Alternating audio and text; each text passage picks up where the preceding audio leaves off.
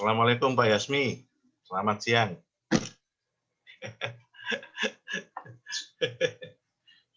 Assalamualaikum Pak Kaprodi Rizal. Pak Walesa. Assalamualaikum Pak Walesa. Selamat siang. Pak, saya mengundang Kaprodi IRSP Pak. HI Presiden University hadir kebetulan siang ini beliau. Ada Pak Dr. Muhammad Aisyikam. Pak Ikam. Alhamdulillah. Assalamualaikum. Waalaikumsalam warahmatullahi wabarakatuh. Profesor Hikam, sebuah kehormatan Profesor Hikam. Aduh. Masya Allah. Masih baca Tom Clancy, Pak? Udah enggak, udah lama. Udah enggak. Nah, kalau Pak Ikam penggemar Tom Clancy ini tahunya, Pak. Novel. Novel ya, iya masih. Ya. Bukan Tom Clancy, kayaknya udah lama dia ngarang buku. Assalamualaikum Pak Dubes Rajif. Selamat datang. Prodiai, WAI.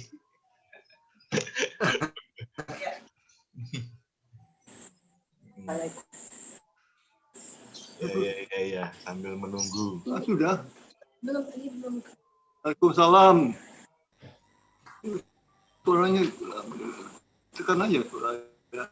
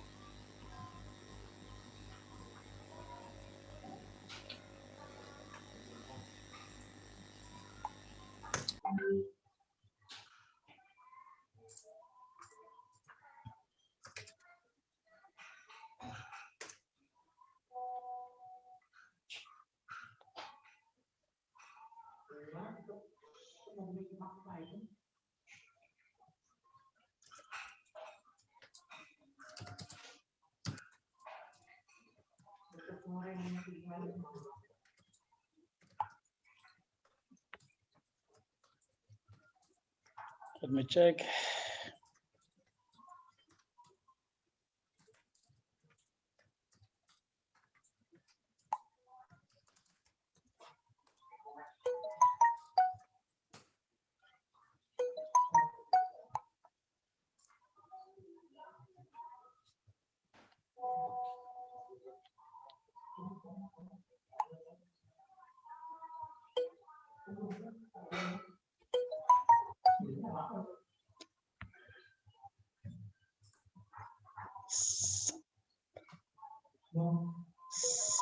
Izin, saya boleh cek apakah Pak Rektor sudah di sini?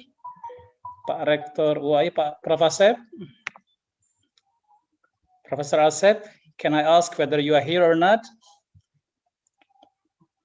And also Pak Bagus Kobarshi. May I check whether you are already in the forum now? Pak Bagus. Pak Bagus ada katanya Pak Yasmi. Oh, alhamdulillah. Ada, Pak. Pak, Masya Allah. Mr. Director, waalaikumsalam warahmatullahi wabarakatuh. Waalaikumsalam. Halo, assalamualaikum. Selamat siang, Pak Bagus. Selamat siang. Assalamualaikum. Terima kasih CV-nya Pak kemarin. Terima kasih. Sama-sama. Sorry tadi di mute, jadi karena takut mengganggu panitia, jadi saya mute. Terima kasih Pak Bagus, Masya Allah. Baik Pak, terima kasih. Masya Allah. Pak Rektor ini Pak Yasmi. Iya. Teteh Khadijah juga sudah hadir Pak Yasmi. Alhamdulillah, alhamdulillah. Teh Khadijah. Teh Khadijah, assalamualaikum. Oh, Ibu Peggy Melati Sukma. Ibu Peggy Melati Sukma ya. Teh Khadijah. Assalamualaikum.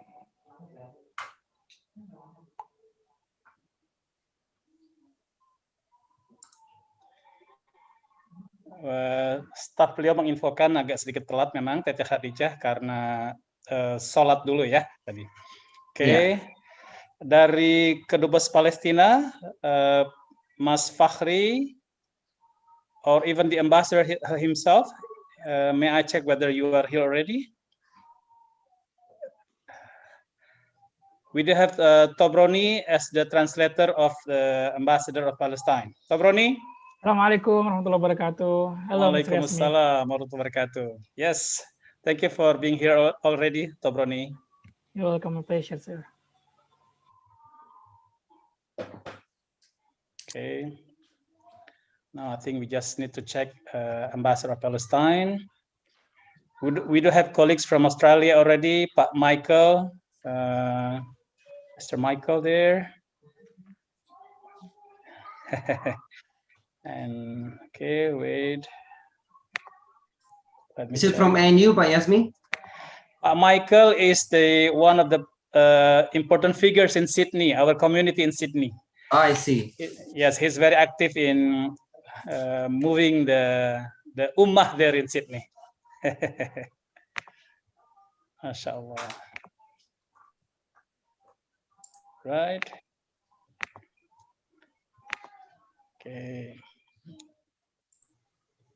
So we are waiting for Pak Rektor. Once he is already there, we can start very soon. Inshallah. I am here. Oh, Alhamdulillah, Pak Rektor. Good to hear it. Good to know that you are here already. Assalamualaikum, Pak Rektor. Waalaikumsalam. Oke. Waalaikumsalam. Oke. Ini tadi nyari-nyari itu dulu, Zoom-nya, link Zoom-nya. Dapat. Afwan, Pak Rektor. Afwan, Pak Rektor. Masya Allah. Kita di sini ada Profesor Aisyikam juga, Pak, Kaprodi HI Presiden University, Prof. Wah, nah itu sahabat saya itu ketika di Prof. Asep, selamat siang, assalamualaikum. Waalaikumsalam, Prof. Waalaikumsalam. Aduh, mohon maaf waktu jadi menteri saya nggak bisa bantu. Waktu di Menristek.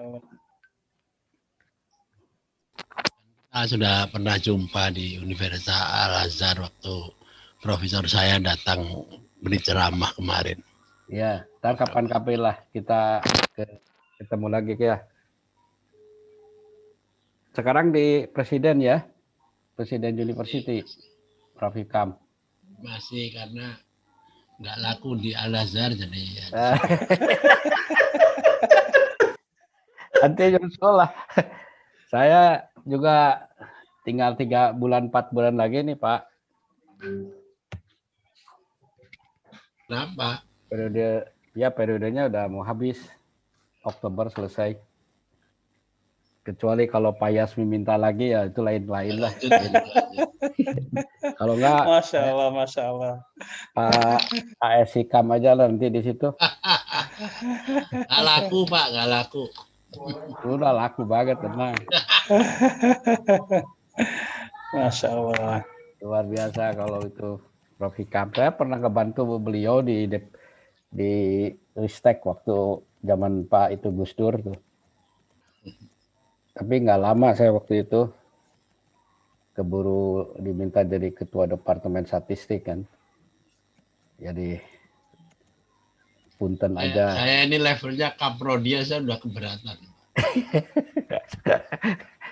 Kaprodi sih lebih berat daripada rektor, Pak. Ya, Pak Rizal tuh ada tuh kaprodi itu.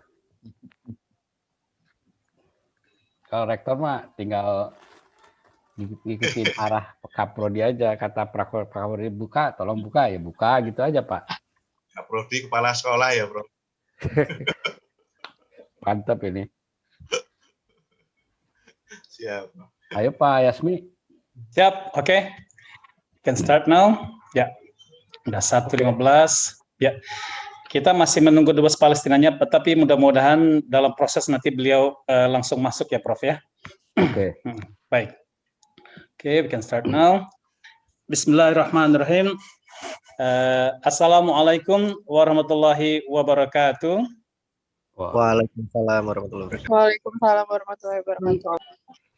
Innal hamdalillah nahmadu wa nasta'inuhu wa nastaghfiruh wa na'udzu billahi min syururi anfusina wa min sayyiati a'malina.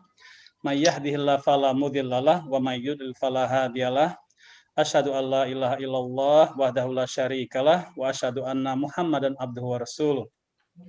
A very good afternoon to excellencies, ladies and gentlemen, all participants of our today's webinar entitled What Palestine Expects from the World and What Indonesia Has Been Sharing With. This webinar is organized by International Relations Departments of the University of Al-Azhar, Indonesia, International Relations Department, and also President University. I am Yasmi Adriansyah from University of Al-Azhar, Indonesia. Very pleased today to be your host in this webinar.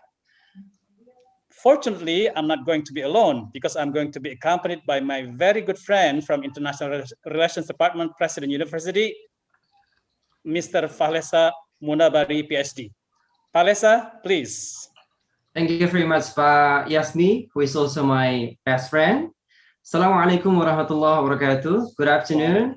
Let me please greet the Rector of Universitas Al-Azhar Indonesia, Prof. Asep, and also Pak Head of Study Program, Pak Kaprodi, Pak Rizal Hidayat, and also my Head of Study Program, who has the opportunity to also be present here, Pak Dr. Aisyikam. I'm also pleased to have this fantastic opportunity, Pak Yasmi, to co-host this webinar with you. And ladies and gentlemen, all participants of this webinar, a new chapter of Palestinian-Israeli conflict has unfolded, but unfortunately with the same old story. Before the widely believed temporary ceasefire between the two conflicting parties that began on last Friday, the Israeli-Palestinian conflict had escalated once again. Only this time it started off with an attack on the Al-Aqsa Mosque by Israeli officers on the 10th of May this year. And the situations had gotten worse with many innocent children dead, schools, hospitals, and public facilities destroyed, as well as the Israeli military forces' repeated violations against international laws. In the name of humanity, we believe that this can never be tolerated. The Palestinians urgently need the rule. And today, we have invited authoritative speakers on this very topic who will provide us with knowledge, updated information, and insight into the current situations in the region. Pak Yasmi will then introduce you with our distinguished speakers today. Pak Yasmi. Yes, thank you, Pak Fahlesa. Indeed, we have very prominent speakers for our today's webinar. The three speakers are, first, Mr. Bagus Hendrani Kobarshi. He's the Director of Middle Eastern Affairs of the Ministry of Foreign Affairs of the Republic of Indonesia. The second speaker will be His Excellency Dr. Zuhair Al-Shun, a Palestinian ambassador to the Republic of Indonesia. And the third speaker will be, Tete Khadijah Peggy Melati Sukma, an activist, a da'wah activist, and also for humanitarian field. The three of them will speak on the already set topic that we are going to listen today. But prior to listening to their talk, let me invite our rector, Professor Asep Saifuddin, for an opening remark. Professor Asep Saifuddin, the floor is yours. Terima kasih, Pak Yasmi.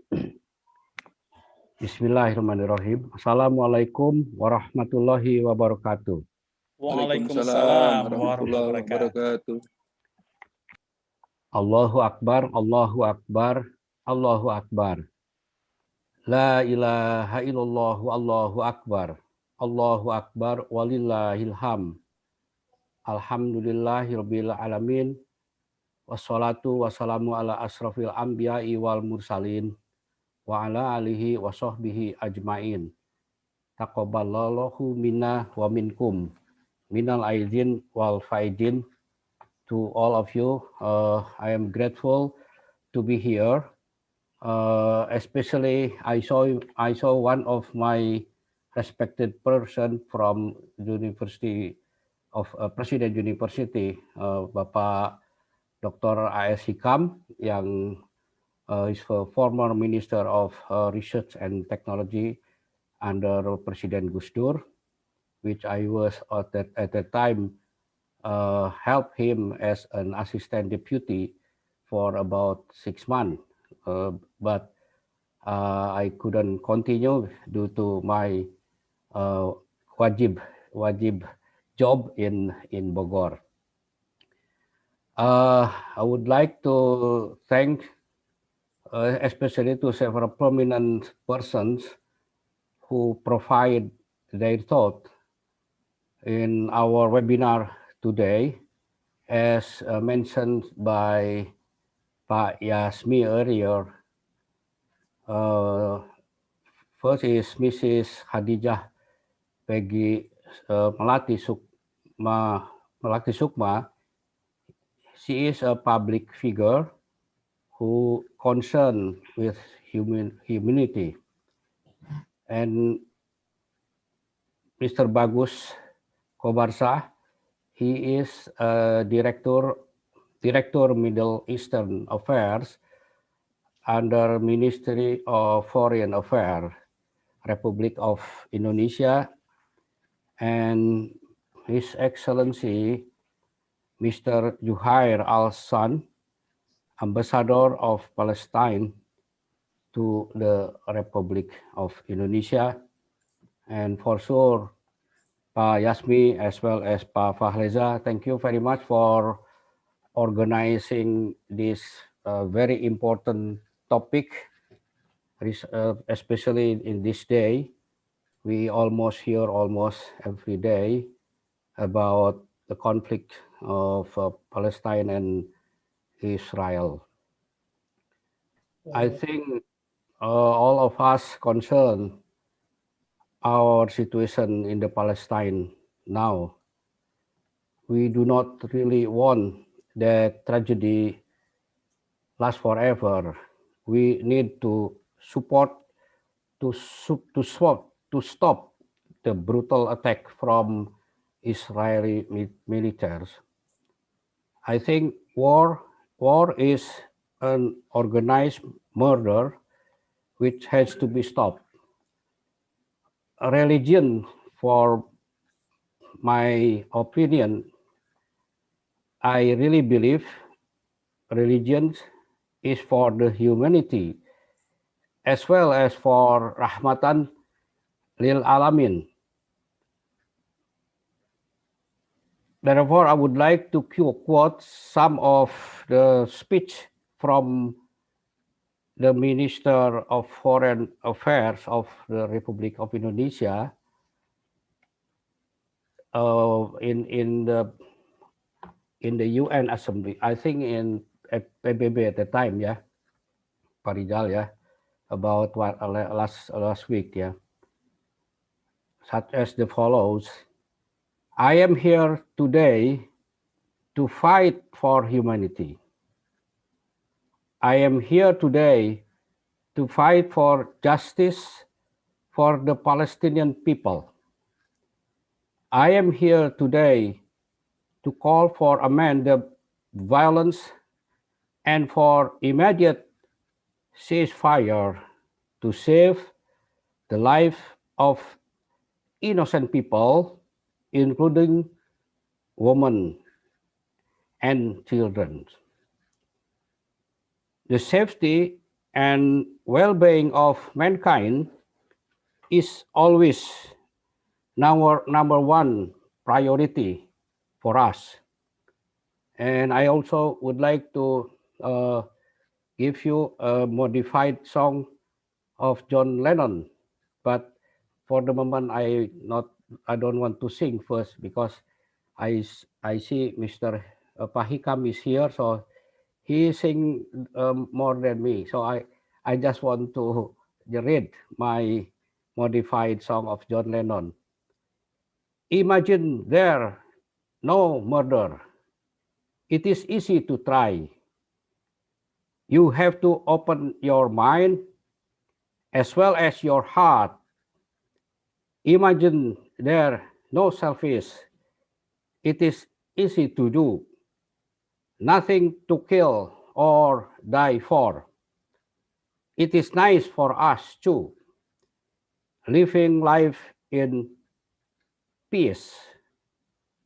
That is part of John Lennon with my modification. I would like to sing actually, but not now, next time. Yeah, because my voice is not really good for the moment. I would like to thank you again for University of Al-Azhar Indonesia, as well as President University, the head of department here, ada Pak Rizal Hidayat, and also my colleagues from both campus, and the ambassador, Pak Ahlan Sharif Rajiv, thank you very much. And also the faculty member from both universities, as well as our beloved students from both university and could be from other universities who is attending this important webinar. Thank you very much. Billahi taufiq wal hidayah. Wassalamualaikum warahmatullahi wabarakatuh. Waalaikumsalam warahmatullahi wabarakatuh.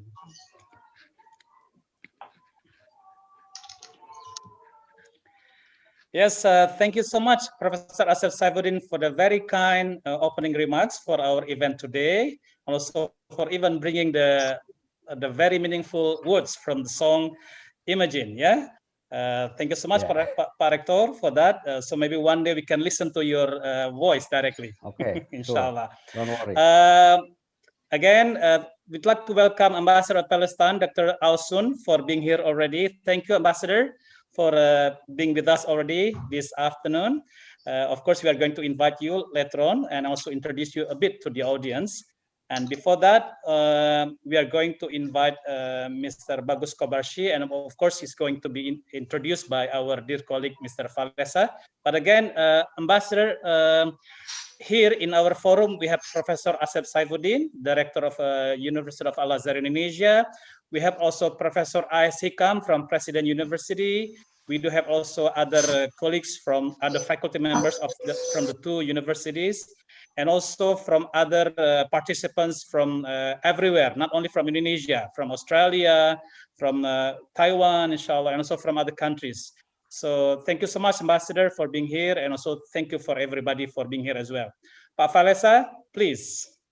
Thank you very much, Pak Yasmi. Good afternoon, Mr. Bagus Kobarshi. Can I call you Pak Bagus or Pak Kobarshi? Pak Bagus. Pak Bagus, Just call me Bagus enough. All right, Pak Bagus, thank you very much for joining us in this fantastic webinar.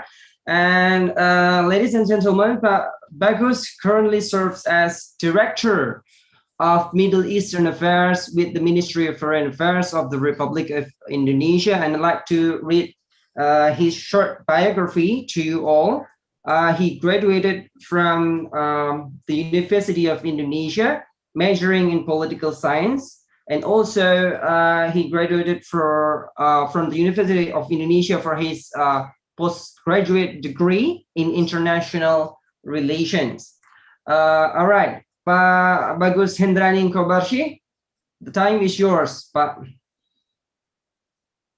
Thank you very much. Assalamualaikum warahmatullahi wabarakatuh.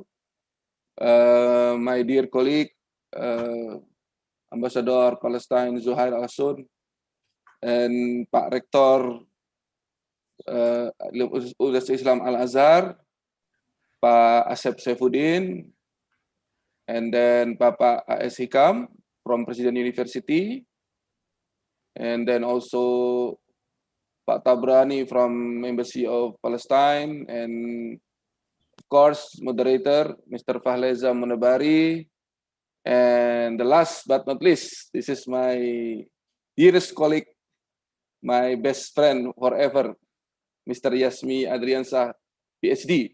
It's a great honor for me invited to be here to talk in the front of all the distinguished ladies and gentlemen here.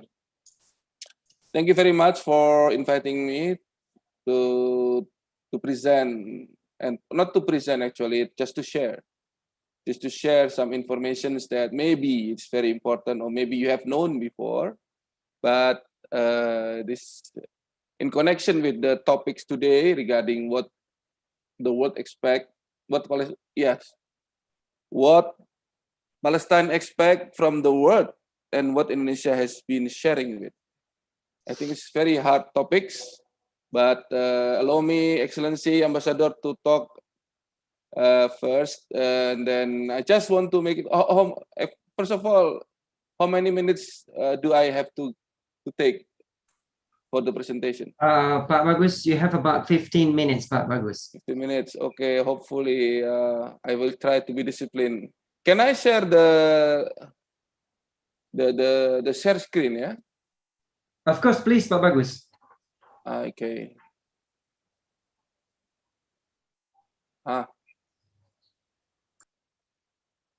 I think, yes, let me start with this presentation, very short and just sharing. I think for Ambassador Zuhair soon, he has read it too many times, and I think I'm sorry if you get bored about that. Okay, let me try to start the Palestine issue in a nutshell. It's comprised of some actors here. There are international quartet for Middle East, like United States, United Nations, European Union, Russia, potential member expanded quartet. There are Egypt and Jordan, and then maybe, hopefully, Indonesia sometime will be there. And the two actors, the main actors, is Israel and Palestine. Israel now was ruled by two main parties, like Likud and Blue and White Party, and the Palestine. And we know there are many. There are two main strong organization from Fatah and Hamas. And then instead of that, we have a League of Arab, African Union, OIC, NAM, and then another country like Egypt, Jordan, Morocco, Emirate Arab, Qatar, Saudi Arabia, Iran, and UK. UK cannot be forgotten because he is the main player in the history for all part of this Middle East region. We call it Levant region. Okay. Let's see, what does the International Quartet have done?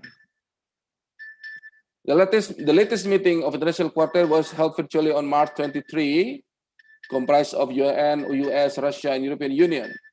Some of the result will be, the first is, the first is discuss the resumption of the peace process between Israel and Palestine which has been stopped since 2014, I think, and then discuss negotiation to achieve the two-state solutions, including concrete steps to improve freedom, security, and prosperity for Palestine and Israel. And the third, discuss the situation on the field, specifically related to the COVID-19 pandemic, the continuous disparity of economic development between Israel and Palestine, and the urgency of all sides to apply maximum restraint from unilateral action that might undermine the realization of the two-state solutions. If we can see, if I may make some picture like this, the problem started in 2014 when unilateral initiative by Trump, it's very famous, we call it Deal of Century, and Abraham Accords. And then now the transition from Trump to Biden, we do hope there is a different approach by the new administration. And we try to revive the negotiation which has stopped on 2014.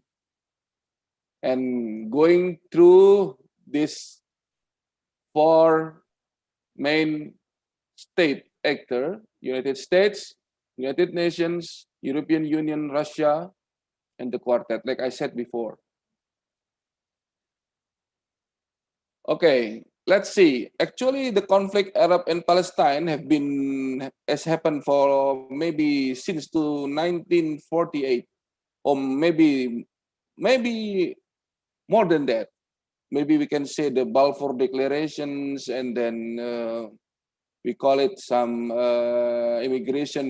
Jewish immigration from abroad to the Palestine. But let's see, starting from the 1948, when the State of Israel birth.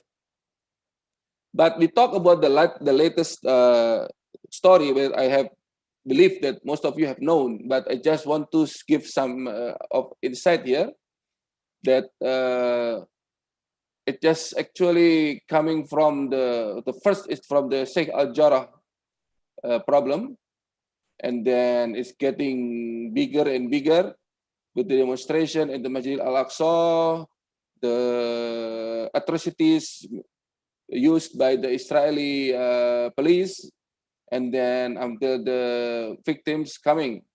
Like according to our note that the Israeli airstrikes utterly have killed at least 248 civilians and militant, including 66 children, and wounded more than 1,910 others, and more than 75,000 Palestinians have been displaced in Gaza. Another side, Israel attacks in West Bank have at least killed 25 Palestinians, including 4 children, and wounded 6,300 something people. And we know that ceasefire is coming 21st of May after around 12 days of violent conflicts. Okay, let's see. So what have Indonesia done for this? Of course, the first is we have made condemnation to the attack perpetrated by the Israeli soldier that caused hundreds of casualties. And we have make a joint statement between Indonesia, Malaysia, and Brunei Darussalam, and also special contact with some prominent members from many key countries like Turkey with our president, and then Malaysia, and then Brunei, and then some other countries, and also the communication between our Minister of Foreign Affairs, which have been done I think almost all the Arabic countries, the key Arabic countries like Qatar, Minister of Foreign Affairs of Qatar, Jordan, Palestine, and then Saudi Arabia, Egypt, Morocco, and many things. And then we have proposed a special meeting of IC in 16th of May. What is our viewpoint there? The first is we call for the united of the Palestinians and all the IC members. The second, we pursue for the immediate ceasefire by exercising all the capability of all members of IC, because this ceasefire is very important to create the humanitarian access, to create the assistance, to create the negotiations. And the third, we have to be focused for this struggle, that the ultimate goal actually is the independence of Palestinian state, Palestinian people, full independent, with the concept of the two-state nations, referring to the border of 1967, and the capital city is the Eastern Jerusalem. This is the very strong position. And then after that, the minister went to General Assembly and United Nations, and I think 20 of May. There are some points have been declared, like mentioned by Pak Asep. I think this is very clear. And we also call for the special session in General Assembly to anticipate that the failure of the Security Council meeting in 16th of May.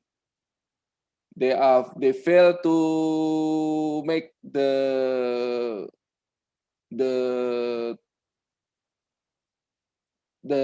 resolution from this the resolution from the Security Council how to address the Palestinian issue, especially in the conflict in Gaza.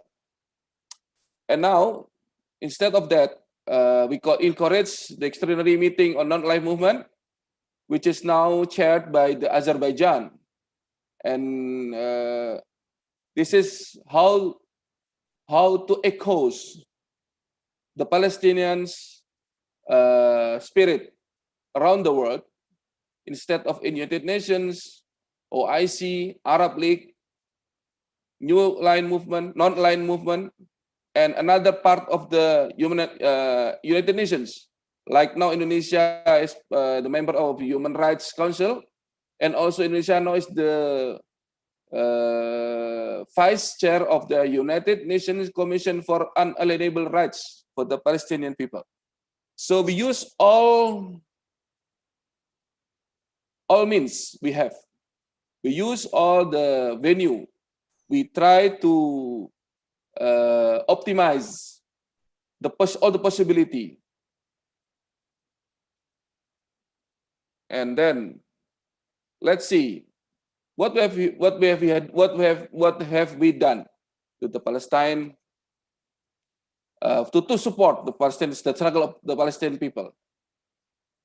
I think it's very clear that from the beginning that Indonesia has no diplomatic relations with Israel and support international recognitions and support from UN, NAM, OIC, and maintain Palestinian issues within the international attentions and maximize Indonesian role as a member of the United Nations Security Council for 2019-2020, the last membership. This is, we call it the moral and political support. Why? We have to know that Indonesia have moral obligation after 1955 Bandung declarations. All the countries have gained their independence. Algeria, and then Kenya, and Morocco, Libya, every countries after the Bandung Declaration that rang the world at the time, in 1955. Every countries get their independence. And now the only left who still don't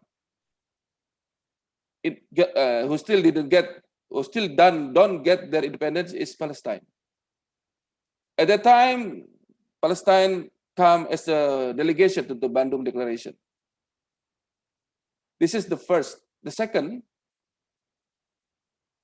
we have to know that the first 10 countries who recognize Indonesian independence, 7 is coming from Middle East.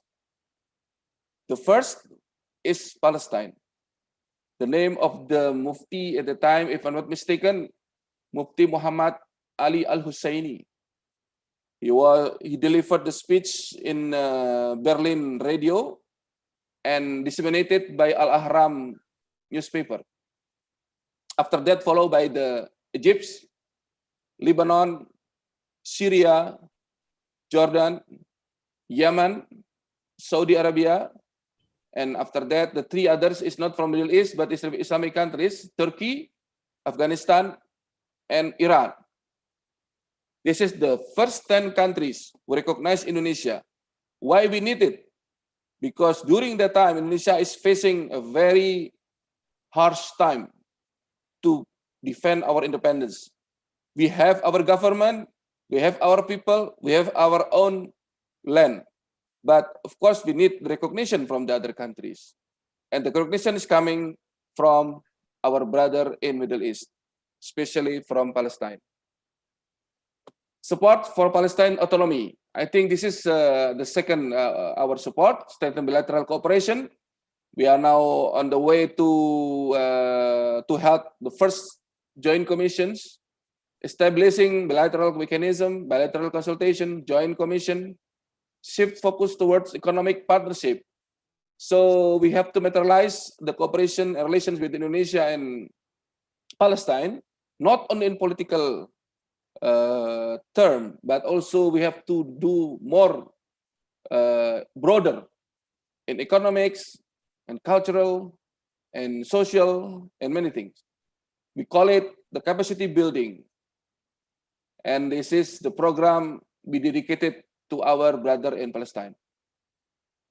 And then we also use the diplomacy and humanitarian aid through bilateral and multilateral channel like UNRWA, ICRC, and then from Indonesia there are ACT, Aksi Cepat Tanggap, and then Basnas, and then Mercy, and everything. And then the synergy between government and private sector. Amidst the very hard time in Palestine now, we still trying to formulate and to establish the productive economic cooperation between Indonesia and Palestine, of course, in conducted partnership in medium enterprise, business, agriculture, manufacture sectors, and many others. We call it multi-track diplomacy, not only G2G, B2B, and P2P, even from what if we call it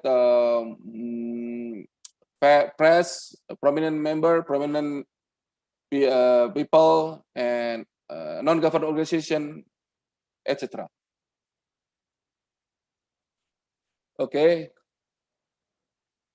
The reason now is we try to continue the tariff exemption for Palestinian export product.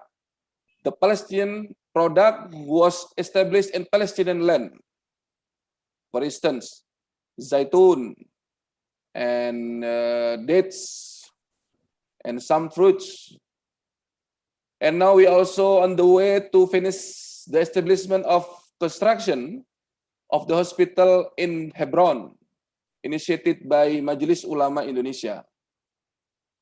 And also we support also the expansion of the Indonesian hospital in Gaza, Mercy.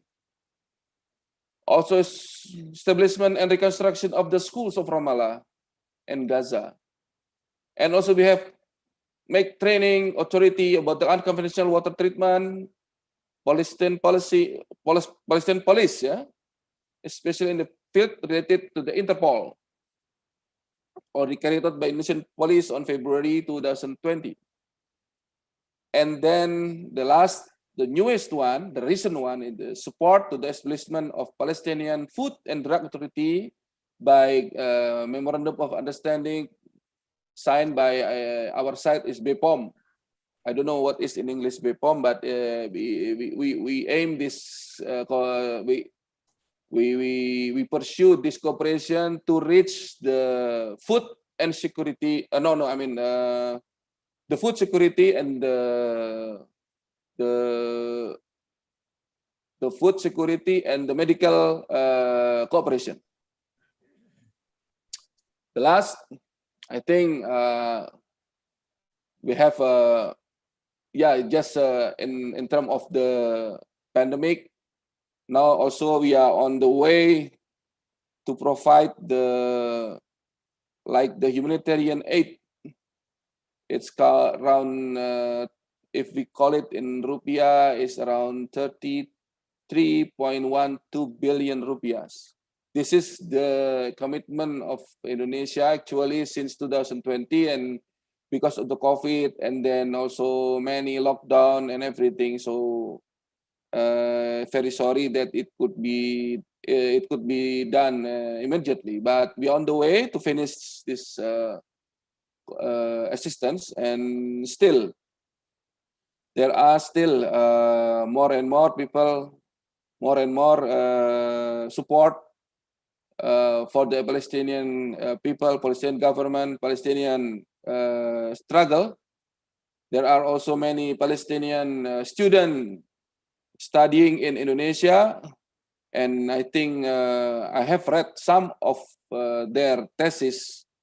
It's very wonderful, very bright, and they are learning very, very strategic science like mechanical engineering, electrical engineering, industrial capacity, and then medical school, business, accounting, and management.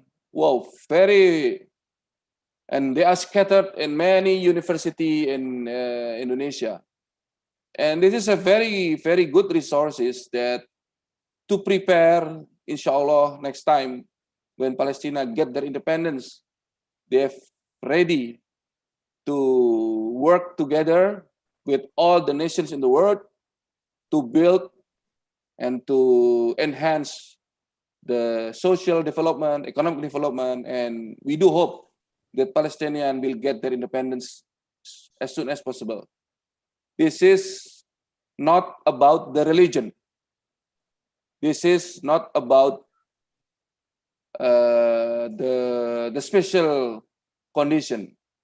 The struggle of Palestine is a matter of humanitarian, decolonization, the anti-imperialism, which was very clear stipulated in our mukaddimah of our preamble of our constitution. And decolonization is the problem of the world. Aggression is the problem of the world. It's about the humanity. This is not exactly religion matters. Even there is maybe some religion value, but it is about the rights, the basic rights of any nations in the world to reach their independence and to reach their better life, which we have to support. So it's the end. In my last presentation, I just want to emphasize that the position of the government of Indonesia is unshaken, and I think in the future we will work to build cooperation and how to create the unity among the OIC, the Arab people, and all the relevant party. And the second is we must be steadfast in working towards realizing a just and comprehensive peace by pursuing resumption of credible multilateral negotiation to safeguard the two-state solutions in line with internationally agreed parameters. And the fight to support Palestinian independence is still going on, and we have to maintain and to continue this struggle. Thank you very much for this opportunity. Hopefully it will give some insight. Maybe it is good to be discussed, or maybe it is any questions. I'm very welcome. And I'm sorry that I exceeded the time provided by the committee. I'm very sorry about that. Thank you very much. Thank you very much. And have a nice weekend. Assalamualaikum warahmatullahi wabarakatuh. Waalaikumsalam warahmatullahi wabarakatuh. Thank you very much, Pak Bagus Kobarshi, with the Ministry of Foreign Affairs of the Republic of Indonesia, for the very interesting and useful presentation. And also, he concluded his presentations with quite strong resolutions. Yeah, Pak Bagus. Yeah, thank you very much. Yes. Which is very, very great. Yeah, I believe. And please, I would like to remind you, all of the participants of this webinar, you can register yourself if you would like to give comments or ask questions later on in the sessions of Q&A in the chat box of the Zoom, yeah, so that we have a number of students who will organize the list of questions. All right, and then I will turn the opportunity to Pak Yasmi, who will introduce His Excellency Mr. Ambassador. Pak Yasmi. Thank you so much, Pak Fales, and also to Pak Bagus for the very excellent presentation.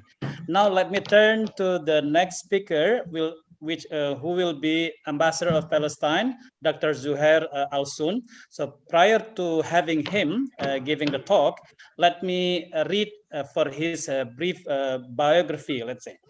So, Dr. Ambassador, for others, sorry, for other participants, can you turn off your microphone, please? Okay, thank you so much. So Ambassador Al-Sun received or got his PhD in business administration from Rajatan University, India.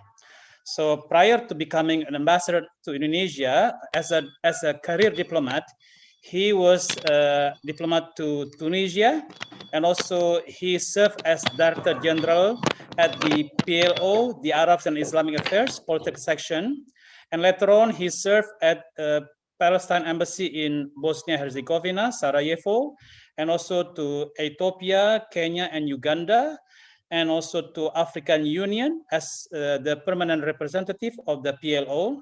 Later on, also he served as a permanent representative to PLO to UN Habitat and UNEP in Kenya, Nairobi. And later on, he was the ambassador to Morocco. And from 2017 up to now, he is serving in Indonesia as the ambassador of extraordinary and plenipotentiary. So we are very pleased to have you, ambassador, here in our forum. And to audience, the ambassador is going to give the speech in Arabic and is going to be translated by our dear brother Tobroni. So ambassador, please, the floor is yours. Assalamu alaikum wa rahmatullahi wa barakatuh. Waalaikumsalam warahmatullahi wabarakatuh. Good afternoon for everybody. Excellency, my brother, Mr. Bagos, and the organizer committee, all doctors, professors from the university, everybody in his name and his title, full of respectation from my side. And for my friend, Mr. Bagos, for his presentation and his speech, definitely it's a pleasure and reality about Indonesia. Whatever is going and is giving aids and helps and support to Palestinian from the point of politically, economically, financial, and supporting the public of Palestine till they will reach for independence. So we appreciate, Excellency, your speech. Whatever you have taken in this opportunity, it's great for us, and we appreciate it 100%. Actually, I have been advised to give my keynotes in Arabic. That's why I did not, so I prepared my speech in Arabic. Otherwise, I may prepare it in English and speak directly to you. But anyhow, I hope that there is a translator on your side who can translate it either to Arabic or Bahasa, to English or Bahasa. Anyhow, في البداية أنا سأتناول القضية الفلسطينية على مراحل. I'm going to talk about Palestinian issue in different stage, from the beginning, 1965, till this moment, when our great leader, the first commander, Mr. Yasser Arafat, rahimahullah, when he existed the Al-Fatih movement in 1965 and created the Palestinian nationality all over the world. Anyhow, I'm going to speak now in Arabic. I hope the translator is to be ready. القضية الفلسطينية يعني قضية من أهم وأسخن القضايا التي تمر بها الإنسانية والبشرية على هذه الأرض. طيب. فلسطين منذ التاريخ ومنذ القدم هي تعود إلى الشعب الفلسطيني من النهر إلى البحر، ولكن هناك مؤامرات وهناك تكالبات استعمارية أرادت النيل من هذه الأرض المباركة التي باركها الله سبحانه وتعالى في كتابه العزيز. I hope the translator is following me properly. Yeah, Yeah, I'm following you, Mr. Ambassador. طيب. It's okay. سأترجم مباشرة أم بعد ذلك؟ Well, it's up to you. It's up to you according to the time. If you are ready to translate, I mean, you can translate ready directly, or you can note it and give it later. It's up to you. It's okay that I'm translate directly, Mr. Ambassador. But there is no disturbance in the voice between me and you? No, it's okay. سأترجم مباشرة إن شاء الله. إن شاء الله. Anyhow, فكان هناك التكالب على هذه الأرض التي باركها الله سبحانه وتعالى منذ التاريخ، الغزوات الصليبية، ثم المغول والتتر وغيرهم، والحملة الفرنسية نابليون بونابرت، إلى الانتداب البريطاني المشؤوم الذي على أثره قامت بريطانيا بمنح إسرائيل أو بمنح الحركة الصهيونية الوعد المشؤوم، وهو بالفور ديكلاريشن الذي أنشأ هذا الكيان على هذه الأرض المباركة، والذي على أثره عانى الشعب الفلسطيني وما زال يعاني بسبب السياسة الحمقاء التي ارتكبتها بريطانيا وأخذت دعم من بعض الدول الأوروبية في ذاك التاريخ والولايات المتحدة الأمريكية. عندما نشأ هذا الوعد وبدأت الحركة الصهيونية بالتغلغل على أرض فلسطين، صدر هناك قرار التقسيم الذي كلكم تعرفونه، وهو the United Nations Resolution 181. The Palestine country has supposed to be divided into two, 56% to Jew or Israelis side and 44% for Arab Palestinian side. ولهذا السبب أقول أن هذا القرار الذي أنشئ وتم تطبيقه على الأرض منذ التاريخ عمل به، ولكن لم يعمل بالشق الثاني. فقامت إسرائيل والحركة الصهيونية بتدمير واقتلاع العديد من المناطق الفلسطينية وتهجيرها، وقامت بإضافة 22% إضافي إلى هذه الأرض التي حصلت عليها في 48. فأصبح حجم المساحة هي 78%، وما تبقى من ذلك هو 22%، وهي القدس الشرقية والضفة الغربية وقطاع غزة. وقامت إسرائيل كما تعلمون في 67 باحتلال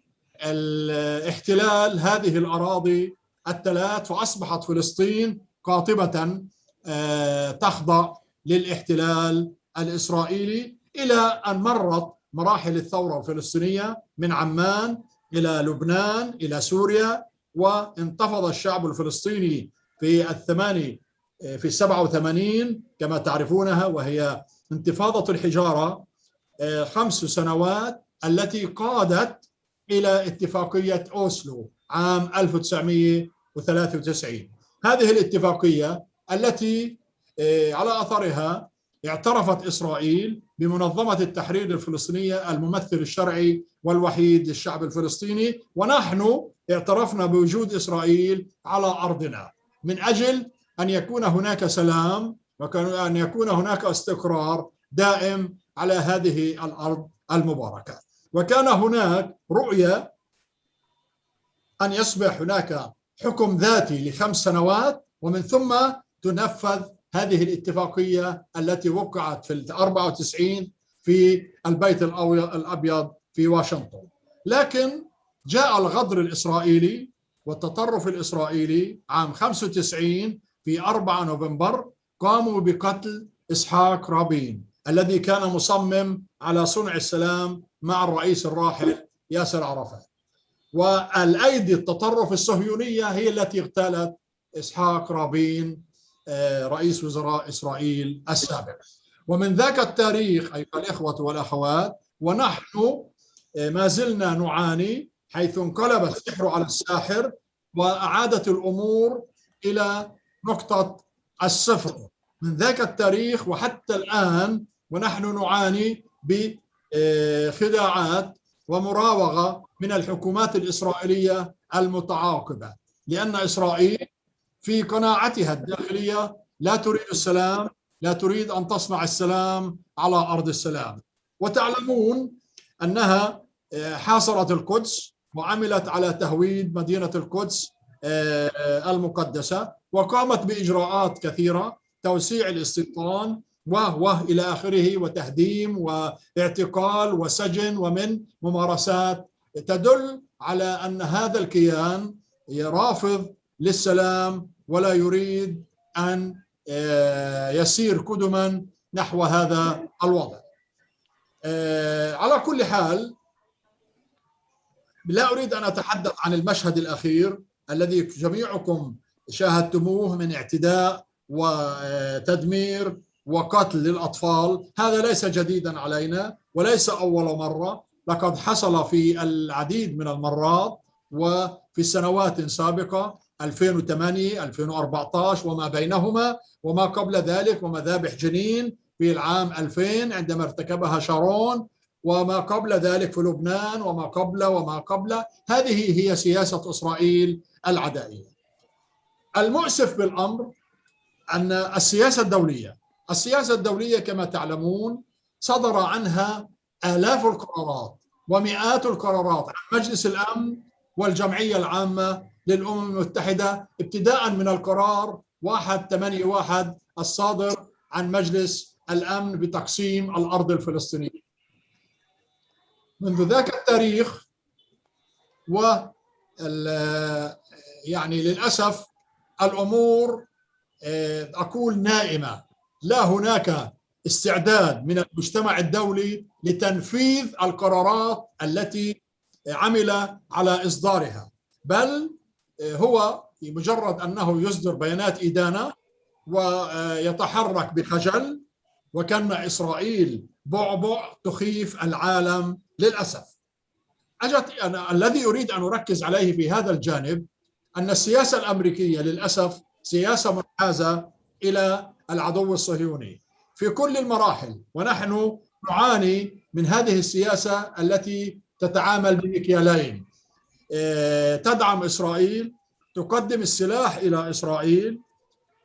بالأيام الأخيرة أثناء العدوان الأخير على غزة ومناطق الضفة الغربية والقدس قدمت أمريكا 750 مليون دولار سلاح إلى الكيان الصهيوني وهو يعتدي على الشعب الفلسطيني. هذه للأسف السياسة الأمريكية التي نتمنى أن تتغير، وأن يتحرك الأمريكان من أجل إيجاد وسيلة جيدة وصنع سلام معقول ومنطقي ليقود إلى حالة أفضل. للأسف كانت سياسة ترامب من أسوأ السياسات التي حكمت الولايات المتحدة الأمريكية.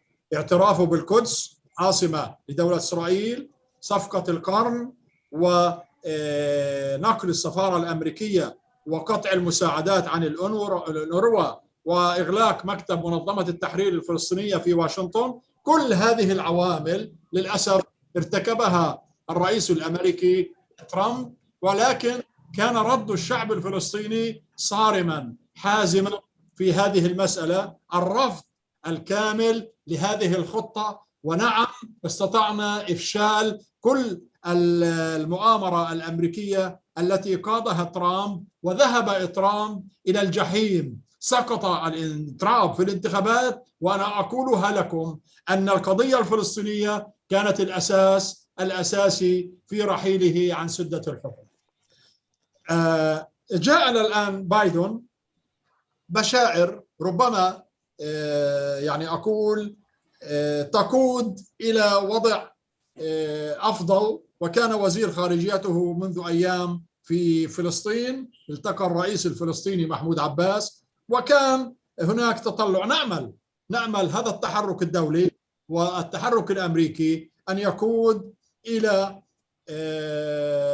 يعني وضع أفضل، يقود إلى نوع من إنهاء الاحتلال. ما هي المشكلة التي نعاني منها نحن؟ هل نحن نبحث عن مساعدات اقتصادية؟ هل نحن نبحث عن مساعدات إنسانية؟ هذا الكلام غير صحيح. هناك مشكلة أساسية، مشكلة واضحة فقط، هو الاحتلال الإسرائيلي. الاحتلال الإسرائيلي الجاثم على الأرض الفلسطينية هو الذي خلق هذه الأجواء وكرس هذه الأحقاد والكراهية وجعل التوتر قائم في هذه المنطقة. نحن نريد أن نزيل الاحتلال ونزيل تبعاته عن الأرض الفلسطينية. نحن قبلنا two state solution، نحن قبلنا واعترفنا بهم، لكن للأسف هم حتى هذه اللحظة لم يقروا بالحقوق السياسية والحقوق الوطنية للشعب الفلسطيني. ولكن أقوله لكم إخواني أن الشعب الفلسطيني مصمم على نيل حقوقه ودولته المستقلة وعاصمتها القدس. القدس خط أحمر، ديدلاين، جيروزاليم. الفترة الأخيرة التي عشناها والانتفاضة والمعركة الأخيرة التي أرعبت اليهود سببها القدس والشيخ جراح، لأن الفلسطينيين توحدوا، تضامنوا، وقفوا بيد واحدة وبقوة واحدة من أجل ردع هذا الاحتلال ورضع هذه الغطرسة الإسرائيلية. للأسف ربما هناك بعض الدول التي عملت على ما يسمى بالنورماليزيشن أو الاعتراف الغير محبب، الغير مطلوب في هذه الفترة وفي هذه المرحلة التي نعيشها، لأنها بتقديري لا تخدم القضية الفلسطينية. والدليل على ذلك الحرب على غزة وفلسطين، ولم يستطيعوا أن يعملوا شيئا ضد إسرائيل في هذا المجال. لذلك نحن كان هناك مبادرة السلام العربية Arab Peace Initiative in 2002 in Lebanon. It has been accepted by all Arab countries and it has been accepted by OIC countries, and then United Nations also, they welcome the initiative. Unfortunately, Israelis have neglected this initiative and they did not ready to deal with that. So the countries who are already, moved for normalization, they have considered the Arab Peace Initiative that first of all, we have to reach for peace process with full independence for a state of Palestine in 1967 border with East Jerusalem as its capital. This is number one, and this is the hard position. Nobody can jump on it. Nobody can move out of this acceptance by all Arabs and all Muslims and even international community. Anyhow, once again, I may say that about Indonesian position, as my brother, His Excellency mentioned clearly, we are satisfied and we are looking for Indonesia.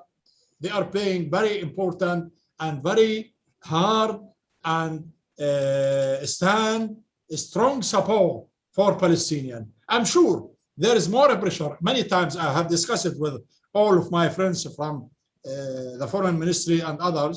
There is more pressures on Indonesia to deal in other way with our enemy Israel, but it has been a clear cut from the President, Joko Widodo, His Excellency, from Foreign Minister Rento Marsudi and officials, Parliament. It has been mentioned clearly that no deal, we cannot, we have to follow, the international resolution and to deal with that. Once it has been implemented, it has been achieved, things can be discussed later. Anyhow, from the OIC members or Indonesia in general, whatever we need, brothers, sisters, we need them always to be, not only supporters there, and giving more support, more aids is there. We need a political movement all over the world, number one. And second issue is to take measurement actions against Israel, not to deal with Israel, not to open the doors and windows to Israelis to be welcome and to be, guests or friends, like what's happening in some countries. Unfortunately, I'm sorry to say that. Once, if you deal with Israel, to neglect Israel, to keep it aside, I think that Israel will open, or it can be, accepting the international solution, international resolution regarding the peace process. This is the main issue, what we need from all countries who are loving Palestine and supporting Palestine.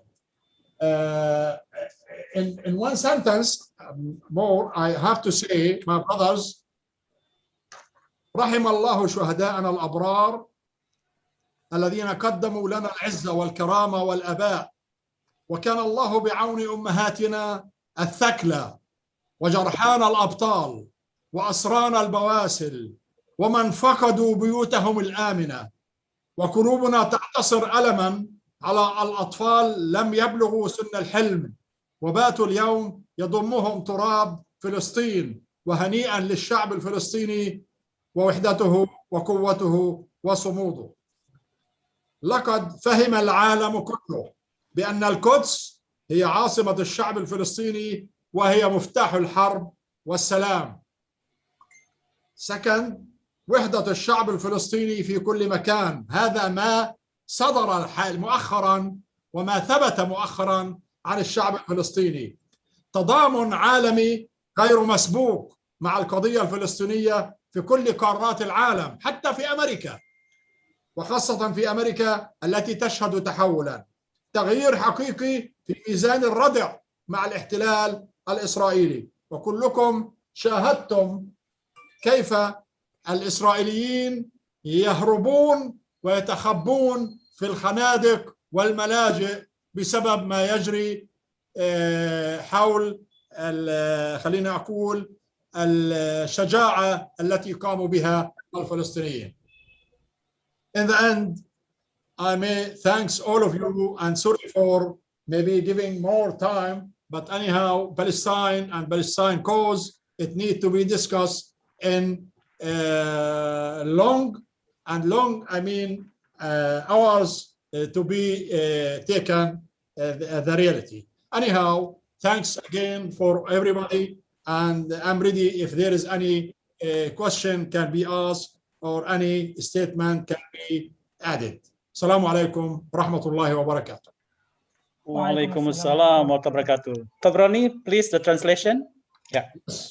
Baik, terima kasih Bapak Yasmi. Tadi saya kira satu paragraf, tetapi karena Bapak Ambassador sepertinya bersemangat sekali, jadi saya tidak enak untuk mengekat. Silakan. Baik. Summary-nya mungkin ya. Oke, silakan Roni. Saya akan meringkas apa yang telah disampaikan oleh Bapak Duta Besar Palestina, bahwa yang pertama Bapak Duta Besar mengatakan bahwa ada salam dari rakyat Palestina kepada masyarakat Indonesia, dan kemudian bahwa rakyat Palestina hingga saat ini masih berjuang dan di bawah ya jajahan Israel. Kemudian awal masalah dari ini yaitu karena Amerika Serikat ya kan, karena Amerika Serikat yang membagi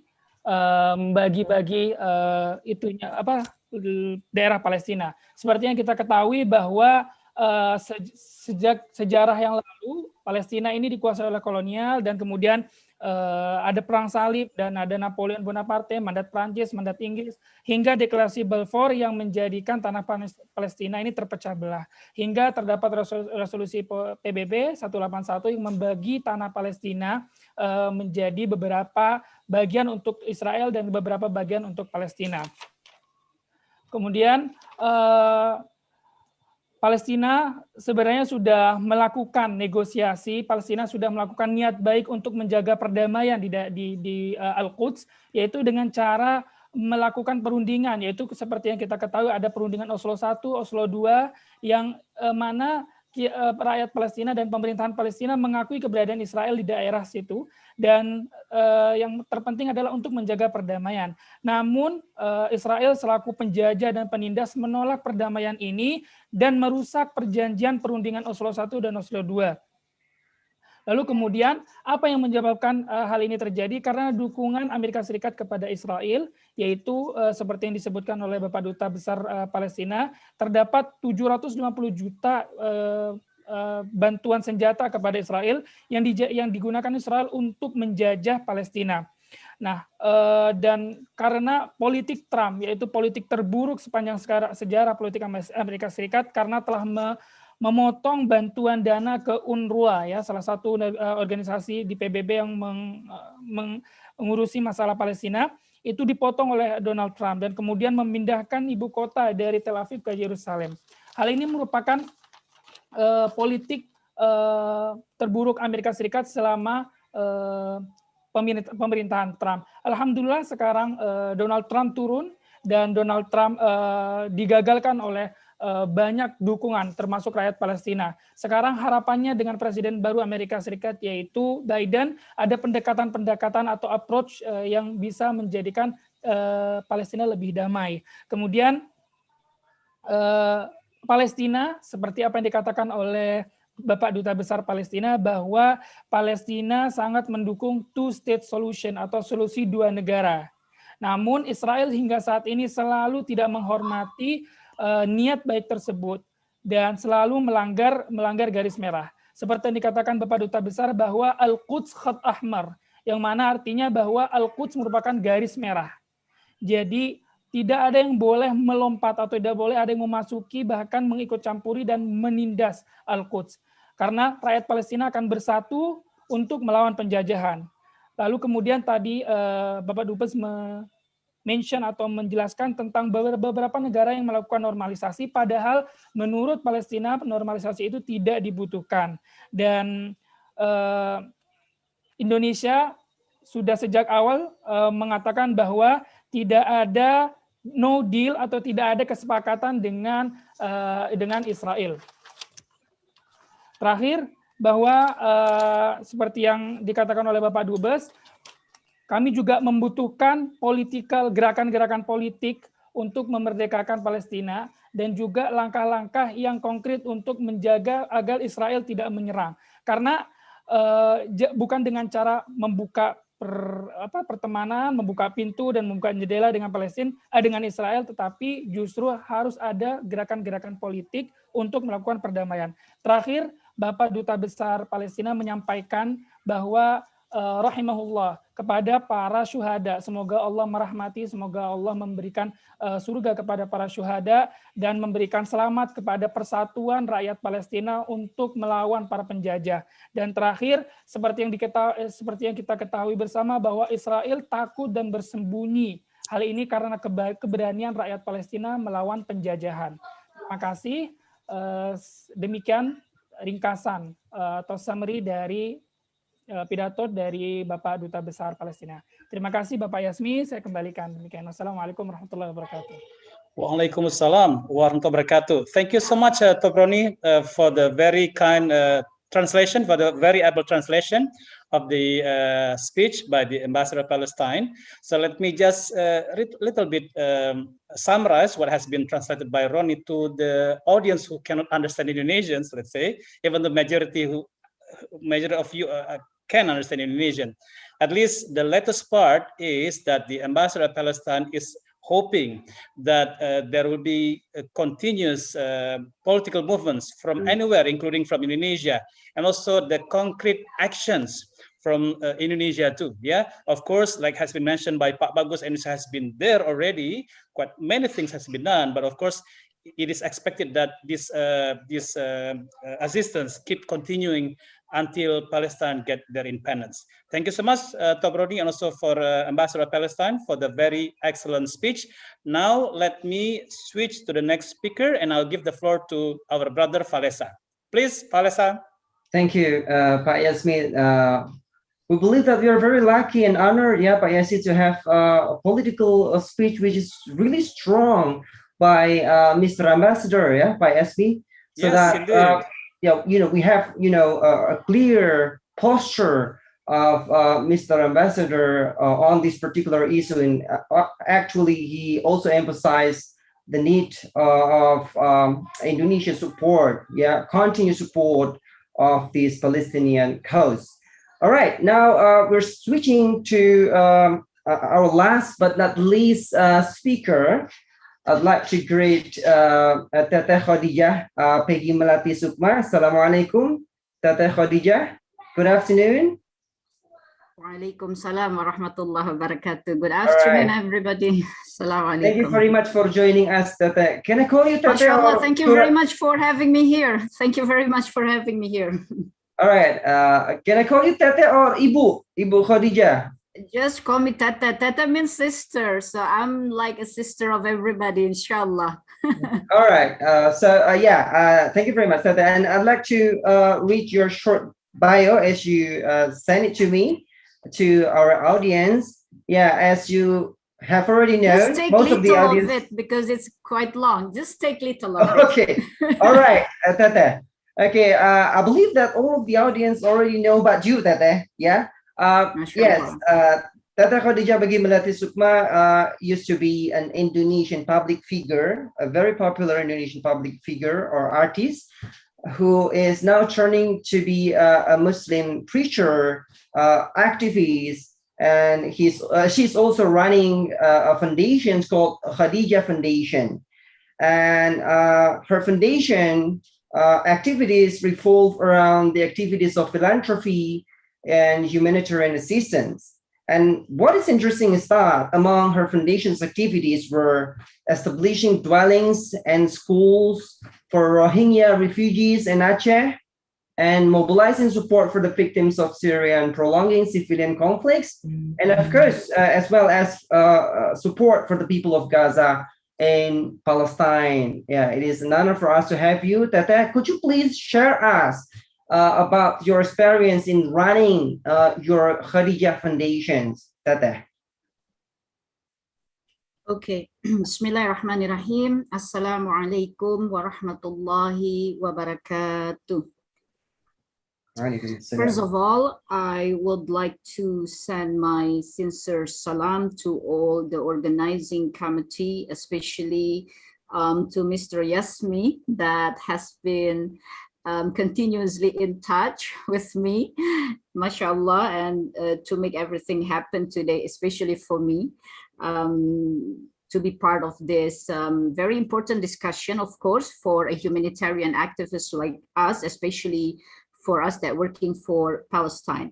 And also for all the participants, distinguished participants, salam for all of you, and especially my highest regard to His Excellency Mr. Zuhair Al-Sun, Ambassador of Palestine to the Republic of Indonesia, and of course Mr. Bagus Hendraning Kobaryasi. He's maybe the most busy man in this week, having a speech, talk, sharing in many dialogue as a Director of Middle Eastern Affairs of Ministry of Foreign Affairs, Republic of Indonesia.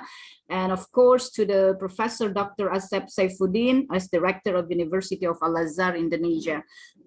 Maybe I couldn't mention each of names of everybody that has been part of this important discussion. Because the time is so short, I would like to directly saying my view about what's happened in Palestine, especially because we hear directly from our ambassador, which is, of course, the ambassador is the life testimonial and witnessing and feels and experience all the journey of the people of Palestine that still fight for their independence. The note for me from the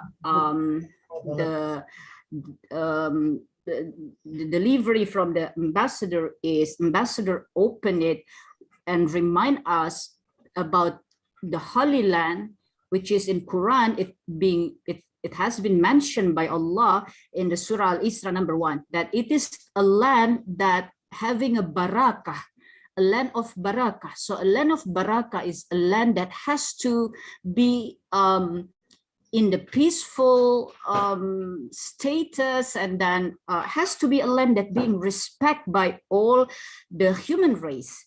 And because I'm talking here as the civil society of the world, including with everything that I try to do to stand for Palestine. So if you ask me to share what we do all this time, especially for Palestine, what I'm gonna say is, number one, because here we have the representative of our government also. So what should we do as a civil society is making a civil movement. We should keep on making the civil movements to support the independence of people of Palestine. And because I'm a Muslim, I cannot take away my belief that I have my Holy Land there. And who that Holy Land is being pointing by our God, Allah subhanahu wa ta'ala. So the fight or the effort for the independence of Palestine, it cannot be separated from our belief that we have a Holy Land there. And what the ambassador addressed also, how the people of Palestine today is uniting and standing to fight the colonialism. And this colonialism has been shown, one of it is by the very bad attack to our Holy Land, to the Masjid Al-Aqsa. And also we saw how the forced affection to the people of Palestine, not only about Shajara, not only about Silwan, but about all the land that being agreed by the Israeli through the agreement of Oslo, through the resolution 1948, to the resolution of 1967, and all others resolution, which it never happened until today, because all the world being a witness to see how the land of the Palestine is shrinking. So I'm agree with the ambassador and also supporting our government to keep on standing for the people of Palestine, because independence is the right of the people living in this world. And that's also a major and a main teaching of Islam. Rahmatan lil alameen. And then in the Surah Al-Hujurat number 13, how Allah teach us to living side by side, ta'aruf with the people, even we are different background, different race, different religion. And as a Muslim, our main is just to be taqwa in front of Allah. And Palestine, which is in the hadith being called as Baitul Maqdis, and in Quran, Allah said is Masjid Al-Aqsa, is part of our taqwa, our iman to Allah subhanahu wa ta'ala. So number one, if the question is, what can we do as a civil society? Number one is make a civil movement. Civil movement is our expression also to support what the ambassadors say to us, to keep on reminding and telling and raising our voice to each of our governments in this world, in each of the country, to make a political movement, not to have diplomatic relation, not to have a cooperation, especially for those countries that funding for the military of Israel, which is they do it as the military occupation, they're doing colonialism. So civil society have to keep on making the civil movements to remind our government for those problems that become a very nightmare for our brothers and sisters in Palestine. And number two, raising a voice. It's not just raising a voice and following others without understanding of what actually happened there. So it's a must of a discussion like this. It's a must to make classes, to make lecturer, to make in the Islamic lecturer, to make our ummah and to make our people understand about the history of what's happened in Palestine, of what's happened in Baitul Maqdis, since the time of Prophet Adam alayhi salam until the time of Balfour Declaration, Britannian mandates, and the attack of 1929 to Al-Aqsa, the revolution of people of Palestine, 1948 Nakba, 1976, and then Oslo, and so on. I mean, we need to keep on making a class, a teaching, a lecturer to make our ummah and our people and our nation, especially the young generation, to understand what's happened in Palestine. Because understand what's happened in Palestine means that we are also protecting the security of our nation. Because Indonesia is one of the nations that witnessing the struggling, the fight, the effort for 350 years to get their independence. So to understand what's happened today in Palestine and to stand with them means that we protecting and then making also our effort for our independence as a country. So that's the second that I would like to address here. And the number 3 is, of course, keep an eye to what's happened in Palestine with any kind of ways that you can do, through the internet, through the direct contact, if we have an opportunity, because Mr. Bagus said that there are some Palestinian students here in Indonesia. Make a contact, make a community, make a direct conversation, and also support them, support the youngster movement in Palestine organization. You know, Shejara become the attention of the world because youngster in Palestine is keep on working on their social media. They are working to make video. They're even doing editing and so on to tell to the world what's happened there. And we now understand that it wasn't just happen on Shejara or Silwan today, but it was happened for so many years, because we see the map of Palestine that keep on shrinking. So keep an eye on what's happened on Palestine. And number 4, of course, humanitarian support, fundraising, togetherness. All humanitarian institution should have the attention for the people of Palestine, because what's happened there in Palestine to the people of Palestine is beyond, beyond our imagination. They can, astaghfirullahaladzim, just kill Palestinian in the street just like that. They can just shooting, because they can just bombing. It's something that really make a destruction to the goals of the peace of the world. So humanitarian support is needed, of course, for people of Gaza, because they are under blockade. But never forget West Bank, never forget the Al-Dafa al-Gharbiyah that ambassador already said, because they are also forcing the eviction. They are also having many challenges and struggling through the military checkpoints there. Don't forget people in Al-Quds, because they are really in the red line. They are really in the circle that protecting Al-Aqsa. So we also need our government, both of our government, to also become facilitator in supporting all the humanitarian missions so that can reach more people of Palestine. Yes, our attention goes to Gaza because they're under blockade. The bombardment is always really big there, but also we want to reach our brothers and sisters in other part of Palestine. So maybe that's what I can say today. And because time also short, so maybe my last word is just, as the people of the nation and part of the world community who today I taste an independence in my country, I taste the sovereign life, then I feel that I have a very big obstacle in the rhythm of my daily life when I realize that there are other humans in this earth who have experienced colonialism and then military occupation, ethnic cleansing in various forms. And they're facing a continuous systemized crimes against humanity, consistent blasphemy of freedom of worship, deprivation of the right to life.